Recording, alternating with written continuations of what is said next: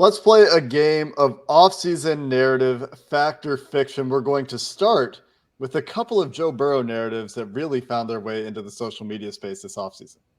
You are Locked On Bengals, your daily Cincinnati Bengals podcast, part of the Locked On Podcast Network, your team every day.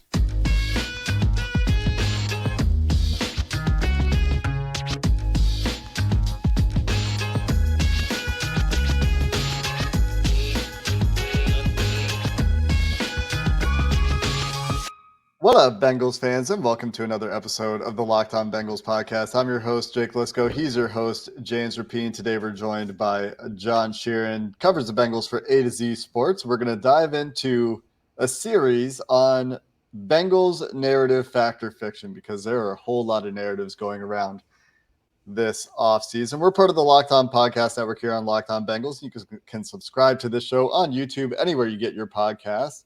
Makes it really easy to be part of that first listen club. Those of you that make us your first listen every day, we really appreciate all of you and the everydayers who made sure they caught all those Brian Callahan episodes earlier in the week. All two of them, both, as they say in English.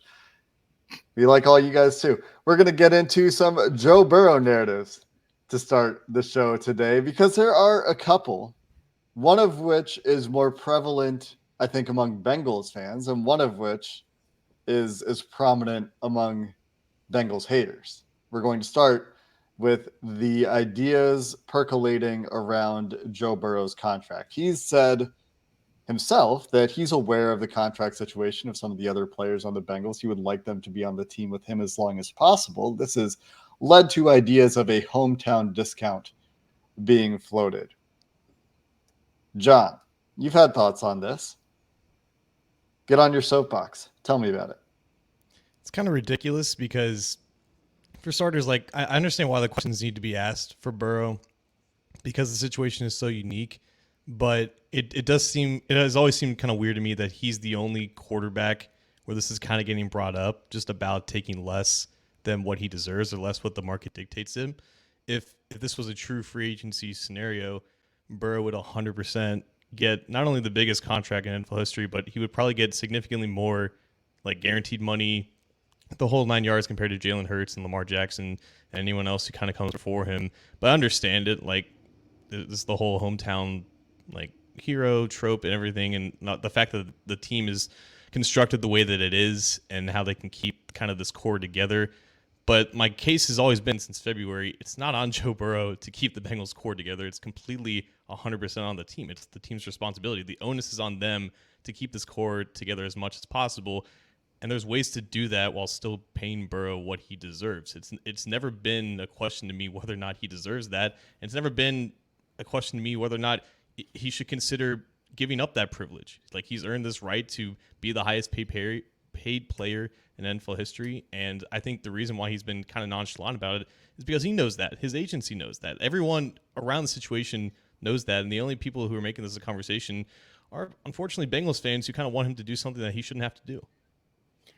Yeah, in the Patrick Mahomes precedent, I think is part of it, and I would not be shocked if behind closed doors, Patrick Mahomes is kicking himself a bit for doing that. And I know he's the Super Bowl winner and has that second ring, and he could say that's who for Pat who and all of those things, but he's pretty underpaid now, and I don't think Joe Burrow wants to put himself in that position. But wait a second, John. You're telling me you didn't take a hometown discount when you went to A-to-Z Sports? You're telling me you didn't take less? Come on, John. Yeah, you did. Less, yeah. Let's call it less. Less. Let's say that's how the negotiations went. Hometown discount. That's the other thing, because people try to. Ordinary people who get maybe 5, maybe 6-figure salaries, they're trying to put themselves in the eyes and the souls of multi-million-dollar athletes. Not only just athletes who get paid more, it's the potential earnings of this that has people completely screwed up. Because someone who gets a promotion, can go from $70K to $90K, right? A quarterback in the NFL who's getting paid $6-7 million a year, up to $50 million a year. Anyone who has the chance to make that jump makes that jump, but they don't think about the people around them. Sure, again, there are ways to make sure that he gets that salary while also making sure that others are still with the team, and they're able to get paid what they deserve. And again, it's up to the team to structure it like that, because in years past they haven't really operated that way, and they're trying to get to that point at this point. And we're going to see how far along they've gotten into this process as soon as this deal with Burrow kind of transpires. And then after that, you have T. Higgins. And then, of course, it's Jamar Chase. Like, this has been the team's plan, I think, ever since 2021 when they realized, yeah, this core is worth keeping around for the next decade. So I think that's kind of been in the works for a year and a half, and I don't think the team is kind of lost on that. If you had to guess years-wise, would it be 5 for the extension? Yeah, like I think obviously 7 and 8, I think is probably what the team is pushing for. But of course, the concession there is, okay, if I'm going to be locked under here, not locked, that's kind of a negative connotation. But if I'm going to be here without the chance of renegotiating for longer, I need significantly more per year. I just need you guys to completely shatter what the market is right now. And maybe the Bengals are able to do that. Maybe that allows them to maybe put in less guarantees up front if they pay him like $60+ million a year, which I think is what it would have to be in order to get him under for like 7-8 years. But yeah, I think just because the recent deals have all been 5 years, around 51, 52 million a year, it's just probably the benchmark for Burrow right now. Yeah, the only exceptions would be Patrick Mahomes and that deal that we've talked about that I'm sure will be renegotiated sometime in the relatively near future. And Josh Allen at 6 years. Go back to Carson Palmer. He was 6 years for the Bengals, and the Bengals set the market for his deal, but that was also in a very different CBA. John, I guess there are a couple of ways we could go here, but I'm going to talk about what you think is the to me this is a difficult conversation for fans, right? Because fans are loyal to a team but love the players that play for the team. And so they get these ideas in their head that, this sort of hometown discount idea is viable when it's really just so rare. What do you think is the better approach or realistic approach that would help reconcile those 2 points of view? You talk about like to get the fans to understand, or like the best course of action for the team? Well, just a way to reconcile those competing interests, because I think everyone who's a fan of a sports team has those competing interests of like, well, for the team, it would be most efficient for this to happen, but for this player, it would be best for this to happen. Yeah, I think there's only one thing here. It's that as long as Joe Burrow's under contract for the foreseeable future, like that's just, it's a win-win, right? And of course, when the dollar amounts are as high as it is, it becomes maybe more of a sensitive topic, and it's almost like a classism type of thing, where it's like, oh, like does he really need $53 million a year and $200 million guaranteed to be happy? Of course not. Like, I don't think that's necessarily Joe Burrow's thing, but this is just the way that it is. And Joe Burrow shouldn't have to apologize for the market being what it is and the fact that he's earned it. And also, like, Joe Burrow just passed a hippo for being like the most popular Cincinnatian. And I think that poll's pretty accurate. People would die for Joe Burrow in Cincinnati. Like, the fact that this is even a thing, like, oh, he should take less when he's the Lord and Savior of the city, it just seems kind of ridiculous. And I think people just have to get past that. Joe Burrow carried in the playoffs. That's another offseason narrative. Let's talk about that and much more coming up next. Today's show is brought to you by FanDuel. FanDuel is a one-stop shop for all things sports wagering, and baseball season in full swing. The Reds, well, they're still cooking in first place. And whether you're going down to Great American Ballpark or not this weekend, well, you need to get to FanDuel, because right now, if you go to FanDuel, you're going to get 10 times your first bet amount in bonus bets up to $200. That's right. You bet $20 and you'll land $200 in bonus bets, win or lose, right now by going to FanDuel.com/lockedon. The app is safe, secure, super easy to use. And when you win, you get paid instantly. So check them out right now. FanDuel.com/lockedon to get up to $200 in bonus bets. That's FanDuel.com/lockedon. FanDuel, official sports betting partner of Major League Baseball. Joe Burrow was carried by Jamar Chase, T. Higgins, Lou Anarumo, his defense. We all saw it. We all saw how Joe Mixon carried the Bengals to victory over the Buffalo Bills in that second snowy playoff game. Joe Burrow has nothing to do with the success of the Cincinnati. I mean, just look at his EPA per play in the fourth quarter in playoff games, guys. Ignore all of the successful fourth quarter comebacks the Bengals have had. Ignore every clutch thing Joe Burrow's ever done. EPA per play tells the entire story. Ignore the 3 injured offensive linemen for 2 straight playoff runs. That doesn't matter. Joe Burrow was carried.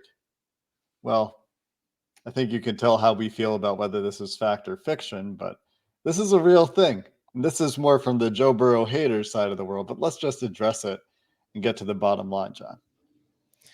The playoffs have been interesting because they've definitely faced, like, off the top of your head, Baltimore this past year, Tennessee, just defenses that have found ways to create more disruption for the Bengals offensive line. And it's definitely impacted the Bengals offense as a whole. And we've seen Burrow not struggle, but just play a more tame style of offense where there's not as much explosive plays, which definitely impacts what EPA per play is. Obviously, these things lack a lot of nuance and context, especially considering the injuries that the Bengals have had. It's weird that this dude gets compared to Tom Brady so much, and people kind of forget the early years of Tom Brady and how that whole thing kind of played out with the structure of New England's offense. And the fact that Tom Brady was never really propped up, or the support for him was never really just the raw numbers, but just the play style that he conducts and composes himself. That's been very evident in Burrow in these big games. Yes, the stats don't always look as pretty. Like Josh Allen and Patrick Mahomes, they're aliens in some regards. Like, I think Allen's still statistically one of the best playoff quarterbacks of all time. Mahomes has pretty much that on lock as well. So Burrow's numbers don't look as clean as those guys, but just the style of play and the consistency, like, there's rarely been a lot of mistakes he's made in some of these playoff games. You can just look at maybe 1 or 2 against the Chiefs in this past AFC Championship game, but it's definitely been good enough to win those games, and he's definitely been a reason why. And it's come down to a lot of clutch moments too, like you said, and it doesn't always get reflected in the numbers. But I mean, I hate to be that guy, but watch the tape. Playoff games are ugly. I think that's the part of this. Like, a lot of Tom Brady's playoff games, and I'm a huge Brady fan, were ugly. He didn't necessarily throw for 400 yards and 5 touchdowns. And in all those Super Bowls, he struggled in the first quarter to get acclimated. And I think that's the part of it, is with the offensive line, especially that Burrow's had in the playoffs the past couple of years. It doesn't always start out like it did on the road against Buffalo. I was pretty surprised it did. And that he was able to lead them to that 14-0 lead early on and do that in that environment. So I think it's hilarious. But you know what I haven't seen, just to combine these two topics? I haven't seen anyone say, oh, well, Joe Burrow shouldn't be the highest paid player in the NFL because of these things. And maybe they should connect them if you're going to want to say that he gets carried, because I think it couldn't be farther from the truth. There's already been nobody that has had the impact in Bengals history on this franchise that Burrow's had. He could retire tomorrow. He could pull Andrew Luck. He's not going to, Bengals fans, but he could do that. And there's no one. Ken Anderson didn't have this impact. Anthony Munoz didn't have this impact. And you could go on and on down the list. So the carried narrative is peak 2023, I think, when it comes to social media and football discourse. Well, one thing that really gets me about it, sorry, John, go ahead. Why don't you jump in? No, I think going back to like 2021 when they added Chase, and the whole argument was like, yeah, Burrow doesn't need this elite offensive line to kind of, be a good quarterback. If you get the weapons in place and you get a passable offensive line, that's enough. And we've kind of seen the fruits of that labor. But when it comes down to it, yeah, if you get injured enough on the offensive line, it creates problems and it creates adjustments and everything in that regard. So now, like, he's been doing all this with an offensive line that's slowly, but surely getting a little bit better and more stable. And now you're at the point where the weapons are there and the protection is there. Maybe you will see just more, cleaner playoff games where it's more controlled, like it was in the Buffalo game, weather aside. So that's just been, I think, a growing process for him. The fact that, like, he's been this good this early in his career should be enough. But obviously, when you're compared to the very best players in the NFL, sometimes it isn't. And there's that whole EPA per play thing. That actually is like a pesky thorn in the side of the Joe Burrow playoff profile. But I do think that it doesn't do a very good job of representing what's actually happened in these games. Because like you said, you turn on the games and you see something different. And another thing that gets me what I was thinking about while you guys were talking was, one of the things, and I hate to give this the time of day and actually speak about it because I've done a really good job of ignoring it for the last couple months, is, people talking about Lou Anarumo has gotten the worst performances out of Patrick Mahomes. That's the only reason the Bengals have been in these games with the Chiefs. And it kind of ignores that Steve Spagnuolo's defense has had similar success about the Bengals, and it kind of goes back to EPA per play, where people will point to Mahomes' EPA per play and like a few fluke mistakes, quote unquote fluke mistakes here or there, or like, you know, he melted down and had the worst game of his life kind of thing because of Lou Anarumo's defense. But it goes both ways, and so like I think that's what's happening with really a lot of discussion and narrative in general in this social media world that we live in today, this post-COVID Twitter sphere that exists, because it really did change kind of in the last couple of years, I would say, or maybe became amplified, where you get a lot of, I'm just going to call it hypocrisy because I can't come up with a more courteous synonym right now, where you apply a certain set of logic to one thing and then totally ignore that logic when it applies to the same scenario elsewhere because it doesn't fit your narrative. And that's something that's, I think, really a problem with a lot of modern online argumentation. It's also like, I mean, my own contention, like I kind of equate this to the Bearcats in football when they went undefeated in 2021. It went from just like this, surprise welcoming story to, oh, this team is going to disrupt the dynamic and the paradigm of the college football playoff. And it went from, oh, the Bearcats are cool to, oh, like you're not better than Alabama or anyone else who should be in this playoff. And that's kind of what happened to the Bengals a little bit. As soon as they got legitimately good and proved that against the Chiefs, it became, how can people discredit them, right? And it went from the Bengals are pretty good to, well, they're not that good. And I think there was a lot of people kind of feeling threatened by their presence a little bit. And now that they're on their way, if they're not already pretty established as one of the top teams, it becomes harder to do that. And that sounds, I guess, a little defensive, but I'm just kind of reading the terrain a little bit. Like there's not a lot that you can do to legitimately discredit the Bengals. And I feel like we as people who cover the team do a pretty good job of that, to identify their flaws, because we're trying to have pretty balanced discussions about it. And then you get, like you said, a lot of hypocrisy in the way, and it kind of just muddies the waters.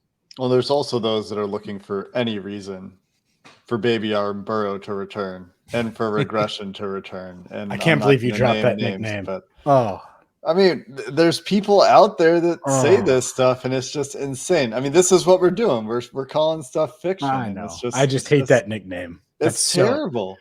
That's like saying skinny leg Jamar Chase. Like, well, no. It is. Burrow's arm it's great. It's great. It doesn't mean it's the strongest. It's still a great arm. It's completely different. And so, Baby Arm Burrow, kick rocks. It's ridiculous. It's ridiculous. It's right. Sorry, that got me mad. Well, you were going somewhere else before I jumped in. Where were you taking us, James? Oh, probably to break so we could get into some play action and some explosives. What do you think? Yeah, we just talked to Brian Callahan, John. I'm sure you heard it. We talked about some of the points of emphasis for this team, and explosive plays has been one of them since like early on last year, when it was apparent that teams were going to play defense against the Bengals offense very differently. So given those couple of data points, let's get into that conversation about play action, where explosives are going to come from, if this team can rediscover the explosive play, to finish the show coming up next. All right, John, let's start with the explosive plays part of it, because it's the more fun topic. It's why they were able to make Super Bowl 56 is all of the explosive plays. Offensive line is obviously improved, but the offensive line was improved from 21 to 22. And obviously the two high safety looks were able to keep the Bengals in check from an explosive standpoint. How do you think they find those big plays this season? I think back to like what Zach kind of wanted this offense to be when he got here from LA. And that's where the wide zone, a lot of under center type bootlegs kind of came from, because I think when people look at like a pass first offense, they think of like the Bengals and how they're in shotgun. It's very quick and, quick striking. And that's not where the explosives come from. Yes, you can get a lot of yards after catch that way if you have like the right athletes, but it comes down to if you can line up under center and you can create a lot of gaps and you can bring defensive backs up to the box, you create naturally spacing down the field for those explosive plays to develop, as long as your pass protection kind of holds up. And they couldn't do that with a crappy offensive line that they've had for the past 3 years. So I do buy the fact that like they're trying to get more under center concepts and they're trying to just nail that down because like I think there were some people who like yes they recognized that the Bengals run game got better last year out of shotgun, but they knew that it wasn't necessarily sustainable or that it wasn't like the final step of where they wanted to go, because if you can't run under center, if you can't have any threat of the run under center, then teams are still going to try to key in on what you can do. So it really comes down to yes, like if you can, I'm not someone who says like, oh, you need to run the ball to have successful play action. No, but you need to have successful play action under center to create those explosive plays as like the basis of it, because that's how the Rams did it a lot under like the early days of Sean McVay. That's how the Chiefs continue to do it at times as well, and it's something that's been missing from the Bengals offense. So I do believe that this emphasis of creating explosive plays does kind of derive from getting a more diversified offense in general, which starts from actually being competent under center. Yeah, and a big part of it is something that Brian Callahan really emphasized, which is making things look alike, marrying the run game to the pass game, which is something the Bengals really did not have last year. Their play action stuff and their bootleg stuff, it mystified me, especially the boots. The nakeds where Joe Burrow's rolling away from the offensive line, which means is the idea of the naked. There's nobody blocking where Joe Burrow's rolling. There's an unaccounted for defensive end over there. And for most teams, a lot of the time you see this run, that contain end is crashing and it has lost the quarterback. It's actually respecting the run. For whatever reason, the way the Bengals ran this play, Joe Burrow had a guy in his face. I want to say 80% of the time when he turned his eyes back upfield and became a passer again, came out of the play fake, which is insane. Like I didn't see this happening to any other team with the frequency it was happening to the Bengals. And there's probably some confirmation bias there. I'm sure this happens to other teams as well, but there's something in the way the Bengals have play action designed. And maybe it's just that they weren't a very good under center team. Maybe this is a Joe Burrow thing where he's just not as good turning his back to the line of scrimmage as he is from the shotgun, where he can see things developing very quickly. But the move toward this shotgun offense that this team has embraced and marrying up the pass game and the run game, making everything look the same longer in these RPO concepts, in these play action concepts, in their regular running game concepts, and having potentially better tackle play, which will be a conversation we'll have in our next episode, John. Hopefully that unlocks something, right? Because I think a big criticism was that this offense was disjointed in 2022 for too much of the year. And hopefully it's not another year, because I feel like it's been several years where we're talking about major offensive changes mid-season for the Bengals. Hopefully those tweaks have to be or don't have to be quite as large in 2023. Their heart was in the right place at the beginning of last year because they saw the offensive line on paper was upgraded and improved, but there was no cohesion with the unit in the first month or so because of injuries that happened.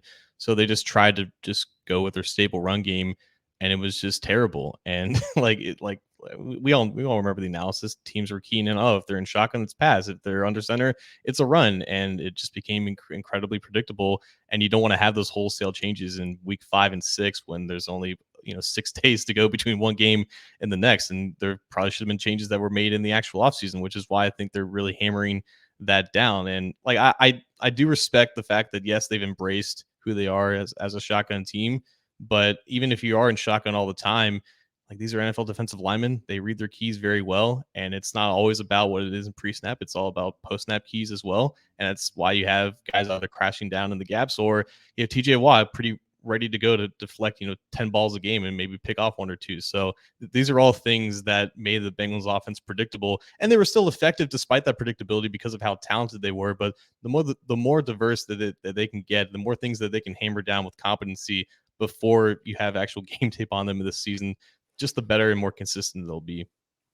It's something that I think they need to get there for. They need to be more explosive. Callahan, I think, made that very clear when he's talking about, defenses want you to go 10, 12 plays down the field, gives you more opportunities to make mistakes, more opportunities for them to get off the field. Whereas if you're explosive, I don't know what the stat is that Joe Goodberry always quotes, but one explosive play, you're very, very likely to score. And so unlocking a little bit of that will go a long way in helping this offense to take another step because they were really good last year, living in those long drives, grinded out world that they had to live in.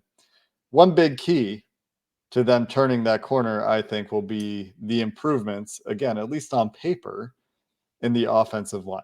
We can also talk about the safeties. I think the safeties are a big topic of conversation, whether they're going to improve, be a little bit worse, how that's going to shake out with the departures of Von Bell and Jesse Bates and two new starters in those spots. And talk about the running game a little bit as well with Joe Mixon and Chase Brown and how that's going to shape up. We'll cover those topics in another episode of Offseason Narrative Fact or Fiction coming up this weekend. Until then, John Sheeran on Twitter at John__Sheeran. You can find his work at A-to-Z Sports.